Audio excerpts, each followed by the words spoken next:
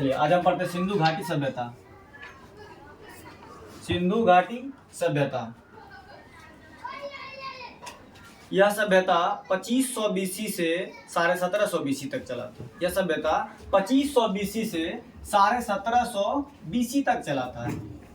इसको हिंदी में सिंधु घाटी सिंधु सभ्यता, इंग्लिश में इंडस वैली सिविलाइजेशन, इंग्लिश में इंडस वैली सिविलाइजेशन। अब देखिए सिंधु सभ्यता नाम कैसे पड़ा इसका, सिंधु सभ्यता नाम कैसे पड़ा।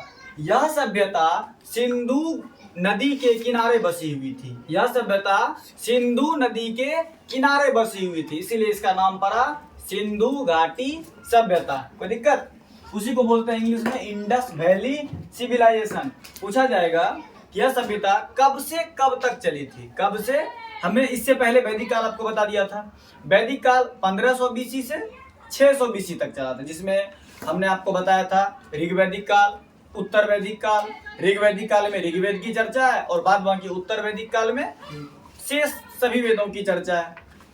तो आज हम देखते हैं सिंधु सभ्यता। सिंधु सभ्यता का देखिए सिंधु सभ्यता का 3 नाम है। सिंधु सभ्यता को 3 नाम, एक सिंधु सभ्यता, दूसरा सिंधु घाटी की सभ्यता और तीसरा हड़प्पा सभ्यता। तीसरा हड़प्पा सभ्यता। हम उसी को पढ़ते हैं। कहते हैं यह सभ्यता सिंधु नदी के तट पर मिली थी। यह सभ्यता सिंधु नदी के तट पर मिली थी, इसीलिए इसे सिंधु सभ्यता कहते हैं। क्लियर है? इसे सिंधु सभ्यता क्यों कहते हैं? क्योंकि यह सभ्यता सिंधु नदी के तट पर मिली थी, इसीलिए इसे सिंधु सभ्यता कहते हैं। सिंधु क्या थी? नदी थी। कब से कब तक चली थी? 2500 बीसी से 1750 बीसी तक चला था। हमने आपको बताया था 2500 बीसी से 1750 बीसी, ये सिंधु सभ्यता का काल। इसके बाद आया 1500 बीसी से 600 बीसी, ये आया वैदिक काल। ये आया वैदिक काल। हमने आपको बताया था बीच में 250 साल आखिर कहाँ गया, 250 साल कहाँ गया। तो आपको बताया था कि दो सभ्यता के बीच का जो काल है जिसमें कुछ नहीं हुआ, दो सभ्यता के बीच का काल जिसमें कोई काम नहीं हुआ, उसे हम संक्रमण काल कहते हैं। उसे हम संक्रमण काल कहते हैं। देखिए यहाँ 250 साल कहाँ गया पता नहीं, 250 साल कहाँ गया पता नहीं। बोल यह सभ्यता सिंधु नदी के तट पर मिली थी, इसलिए इस सभ्यता का नाम सिंधु सभ्यता रखा गया। सिंधु। अब बोलिएगा दूसरा नाम हड़प्पा सभ्यता। दूसरा नाम हड़प्पा सभ्यता। जब इस सभ्यता की खुदाई होने लगी, जब इस सभ्यता की खुदाई होने लगी, इसकी पहली खुदाई कहाँ से हुई थी? इसकी पहली खुदाई हड़प्पा से हुई थी। इसकी पहली खुदाई हड़प्पा से हुई थी, इसीलिए इसे हड़प्पा की सभ्यता भी कहा जाता है। वैदिक काल जब भी पूछा जाएगा 1500 बीसी से 600 बीसी, हमने 1500 से लेके 600 बीसी तक वेद कितने होते हैं, शास्त्र कितने होते हैं, उपनिषद कितने होते हैं, मतलब वेद की पूरी जानकारी हमने पिछले 5 भाग में, वैदिक काल को हमने 5 भाग में बताया है। अब देखिए सिंधु सभ्यता की जानकारी, कोई सभ्यता होता है ना, जैसे कोई कालखंड, कोई दब गया, किसी चीज की जानकारी मिलती है ना, जैसे कोई घटना हो गया, कुछ अच्छा हो गया, उसकी जानकारी कोई देता है ना, उसे बोलते हैं मैसेंजर, उसे बोलते हैं मैसेंजर। सबसे पहला जानकारी किसने दिया था? चार्ल्स मैसन ने। सिंधु सभ्यता की जानकारी सबसे पहले किसने दिया था? चार्ल्स मैसन ने 1826 ईस्वी में दिया था। चार्ल्स मैसन ने 1826 ईस्वी में दिया था, समझ रहे हैं? उसके बाद सिंधु सभ्यता का सर्वेक्षण, सिंधु सभ्यता का सर्वेक्षण सबसे पहले जानकारी किसने दिया? चार्ल्स मैसन ने दिया। कब दिया? 1826 में। लेकिन सर्वेक्षण कब हुआ? 1853 में। किसने किया? जेम्स कनिंघम ने। जेम्स कनिंघम ने। एक बार फिर से हम रिपीट करते हैं, एकदम रट लेना, यही याद कर लेना, घर जाके नहीं पढ़ना। सबसे पहली बात, सिंधु सभ्यता का काल कब से कब तक चला था? 2500 बीसी से लेकर 1750 BC तक चला था। टोटल कितना साल का अवधि हुआ, कितना साल का काल हुआ? बीसी तो बताए थे उल्टा चलता है। 2500, 1750, लगभग 750 साल, 750 साल। उसके बाद बीच में 250 साल तक कोई काम नहीं हुआ। उसके बाद 1500 बीसी से लेके 6600 बीसी तक चला वैदिक काल, जिसमें वैदिक काल को भी दो कालखंड में बांटा गया। पहला 1500 से 1000 तक चला पूर्व वैदिक काल या ऋग वैदिक काल भी कहते हैं, और उसके बाद 1000 से लेके 600 बीसी तक चली उत्तर वैदिक काल, जिसमें शेष तीनों वेद की चर्चा है। इसका नाम सिंधु सभ्यता कैसे रखा गया? सिंधु नदी के तट पर मिली सभ्यता, इसे सिंधु सभ्यता कहते हैं। हड़प्पा सभ्यता क्यों रखा गया? क्योंकि इसकी पहली खुदाई हड़प्पा में हुई। इसकी खुदाई हुई ना, देखिए ये सभ्यता जमीन के नीचे दब चुका था, ये कालखंड जमीन के नीचे दब चुका था। क्या उस समय के लोग हमको जानकारी देने आते हैं? क्या उस समय का कोई लोग जिंदा बचा होगा? कोई नहीं बचा होगा। तो जानकारी हमें कौन देगा? जो विद्वान हम जो आज पढ़ रहे हैं, ये कोई इतिहासकार ही बताए होंगे ना, कोई इतिहासकार ही बताए होंगे ना। तो क्या इतिहासकार उस समय के थे? नहीं ना, इतिहासकार उस समय के थे। 1826 में इसकी जानकारी सबसे पहले चार्ल्स मेसन ने दिया, सबसे पहले चार्ल्स मेसन ने दिया। और उसके बाद सिंधु सभ्यता का पहला सर्वेक्षण कौन किया? जेम्स कनिंघम ने किया। कब? 1853 ईस्वी में किया था, 1853 में। अब देखिए, जब किसी सभ्यता की खोज हुई, उसका कुछ क्षेत्रफल भी होगा। तो उस समय सिंधु सभ्यता 13 लाख किलोमीटर स्क्वायर में फैली हुई थी। उस समय की सिंधु सभ्यता 13 लाख किलोमीटर के क्षेत्रफल में फैली हुई थी। अब हम आगे देखते हैं।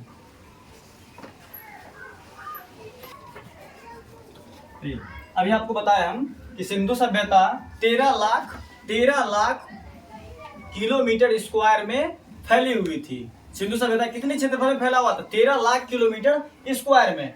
और बोला जाता है लॉर्ड कर्जन ने 1904 ईस्वी में पुरातत्व विभाग की स्थापना किया। लॉर्ड कर्जन ने 1904 ईस्वी में पुरातत्व विभाग की स्थापना किया, जिसके महानिर्देशक, जिसको डायरेक्टर बोल सकते हैं। जैसे कोई फिल्म होता है ना, कोई फिल्म, उसका एक डायरेक्टर होता है। एक कमिटी बिठाई, एक कमिटी की, जैसे कि यूएनओ, जब आपको आगे जाके जब बताएंगे आपको वर्ल्ड हिस्ट्री, तो यूएनओ की स्थापना 24 अक्टूबर 1945 में हुई। उसके भी डायरेक्टर कोई थे, जैसे एंटोनियो गुटेरेस अभी है। तो उसी तरह से पुरातत्व विभाग की स्थापना किए, जिसके महानिर्देशक जॉन मार्शल थे। याद रखिएगा, पुरातत्व विभाग की स्थापना कब हुई? 1904 ईस्वी में। किसने किया? लॉर्ड कर्जन ने, जिसके डायरेक्टर मतलब महानिर्देशक कौन बने? John Marshall. क्या वे भारतीय होंगे? नाम से लग रहा है भारतीय होंगे। अंग्रेज होगा, कोई भी होगा, भारतीय नहीं होगा। क्या लॉर्ड कर्जन भारतीय था? जॉन मार्शल भारतीय था? नाम से ही लग रहा है कि, नाम से तो लगबे करता है। शरीर देखिएगा, देहों से पकड़ा जाएगा, भारतीय छिलल मुर्गा की तरह लगता है। उसके बाद सिंधु सभ्यता का नामकरण, जब सिंधु सभ्यता खोज, देखिए काम किसी और का, नाम किसी और का। सिंधु सभ्यता का जब खोज हुआ तो उसका नाम दे दिया किसने? पुरातत्व विभाग के पहले महानिर्देशक जॉन मार्शल ने। सिंधु सभ्यता नाम किसने दिया? जॉन मार्शल ने। वो क्या थे? पुरातत्व विभाग के डायरेक्टर थे, महानिर्देशक थे। उन्होंने नाम दिया सिंधु सभ्यता। देखिए, मान लीजिए सिंधु सभ्यता में जॉन मार्शल एक ठेकेदार थे। और खुदाई किसने किया? उसकी पहली खुदाई दयाराम साहनी ने किया। अब कोई ठेकेदार है, किसी गड्ढे को खोदना, किसी मजदूर की आवश्यकता पड़ेगी ना। तो उसी तरह से देखो वो लोग कितना होशियार था। भारतीय जो लोग है उसको मजदूर समझ लिया था ना। जॉन मार्शल क्या थे? पुरातत्व विभाग के पहले महानिर्देशक थे। उन्होंने क्या किया? सिंधु घाटी सभ्यता, देखो जानकारी कोई और दिया, सर्वेक्षण कोई और किया ना। 1826 में जानकारी मिली, 1853 में सर्वेक्षण हुआ और उसके बाद 1904 में पुरातत्व विभाग की स्थापना हो गई। और फिर सिंधु सभ्यता का नाम किसने दिया? जॉन मार्शल ने दिया। नामांकन जैसे किसी बच्चे का नाम दिया जाता है ना, उसी तरह से।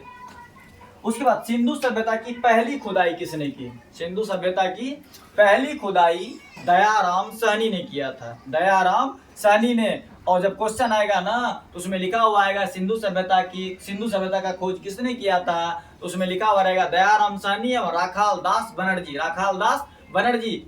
समझ रहे हैं? इन दोनों ने मिलकर सिंधु सभ्यता की खोज की थी। बाद बाकी ने किसी ने सर्वेक्षण किया था, किसी ने जानकारी दी थी और किसी ने नाम दिया। सिंधु सभ्यता का खोज दयाराम साहनी और राखाल दास बनर्जी। आगे, सिंधु सभ्यता का आकार कैसा था? सिंधु सभ्यता का आकार कैसा था? जैसे भारत का भी कुछ आकार है ना। हर देश का, हर चीज का कुछ ना कुछ आकार होता है। हर चीज का कुछ न कुछ आकार होता है। उसी तरह से सिंधु सभ्यता का आकार कैसा था? त्रिभुजाकार था। सिंधु सभ्यता का आकार कैसा था? त्रिभुजाकार था।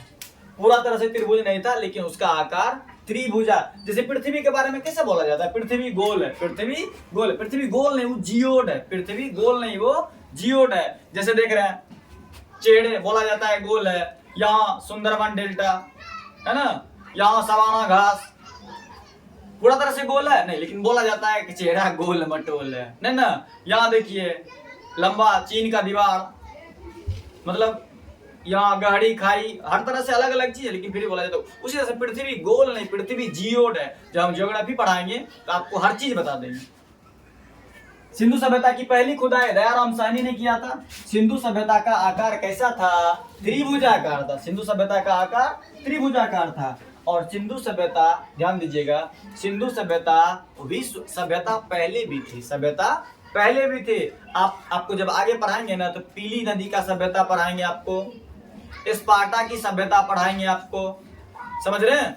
हर चीज आपको, लेकिन सभ्यता पहले भी थी, लेकिन विश्व की सबसे पहली नगरीय सभ्यता, पहली शहरी सभ्यता सिंधु घाटी सभ्यता थी। समझ रहे हैं? पहली शहरी सभ्यता कौन थी? सिंधु घाटी सभ्यता। चलिए, हम आकार भी समझ लिए। पहली शहरी लेकिन वैदिक काल ग्रामीण सभ्यता थी। वैदिक काल ग्रामीण सभ्यता थी। अब हम ये सिंधु सभ्यता का पहला क्लास है, पहला भाग है, इसीलिए हम विशेष रूप से एकदम अंदर की जानकारी लेंगे। ठीक है? उसके बाद हम धीरे धीरे आगे बढ़ेंगे। अब आपको बताते हैं हम चौहद्दी। अब जैसे भारत का चौहद्दी है ना, उत्तर में हिमालय पर्वत, दक्षिण में हिंद महासागर, पूरब में बंगाल की खाड़ी, पश्चिम में अरब सागर है ना। उसी तरह से सिंधु नदी का भी कुछ चौहद्दी है। चौहद्दी समझते हैं ना, चारों तरफ कोई निशान, उसे कहते हैं चौहद्दी। हम देखते हैं सिंधु नदी का चौहद्दी। ठीक है?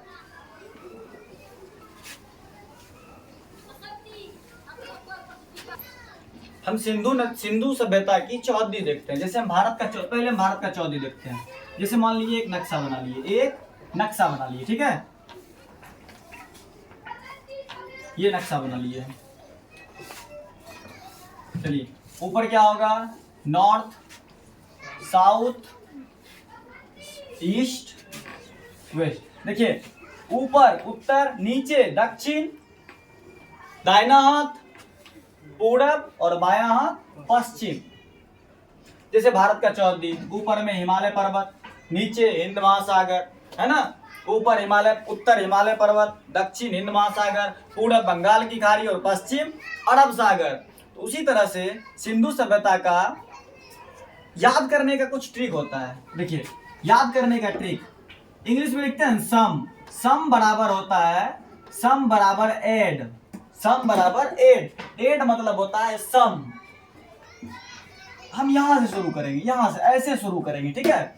सम बराबर एड, यहां लिख दीजिए 100 मौसम हो गया ना, ए डी लिख लिए। याद करने का ट्रिक है, अगर चौहद्दी याद करना, सम बराबर एड। 100 से सूत का गेंडोर, 100 से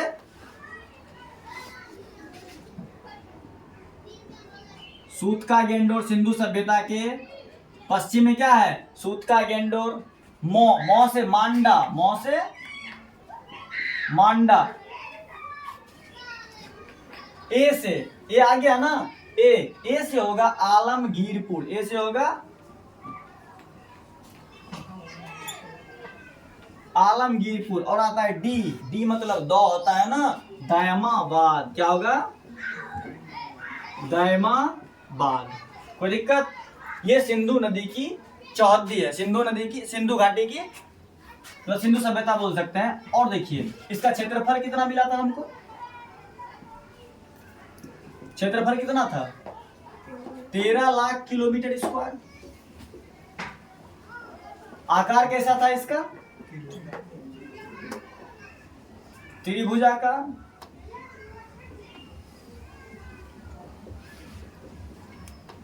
क्षेत्रफल 13 लाख किलोमीटर स्क्वायर, आकार त्रिभुजाकार।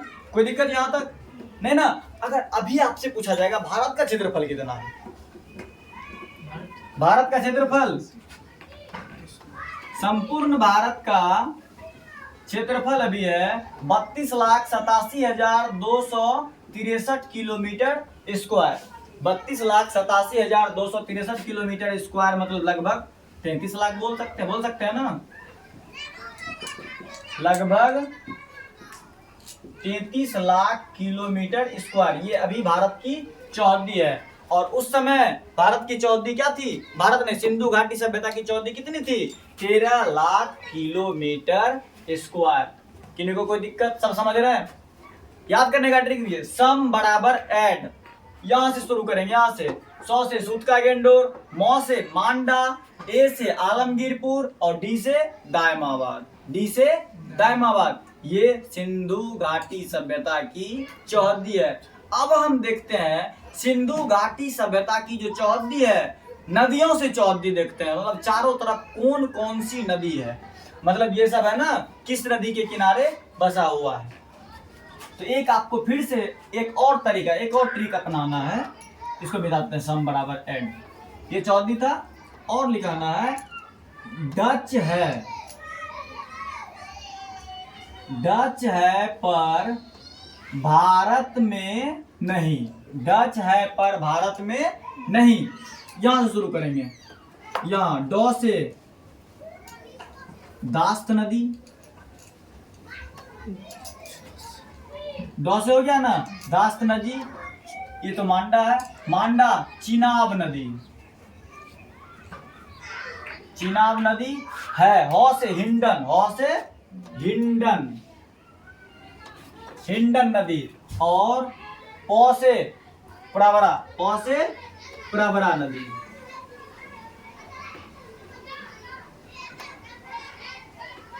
प्रवरा नदी ये है सिंधु सभ्यता की चौहद्दी एवं उनके चारों तरफ की नदियां, इनके चारों तरफ की नदियां।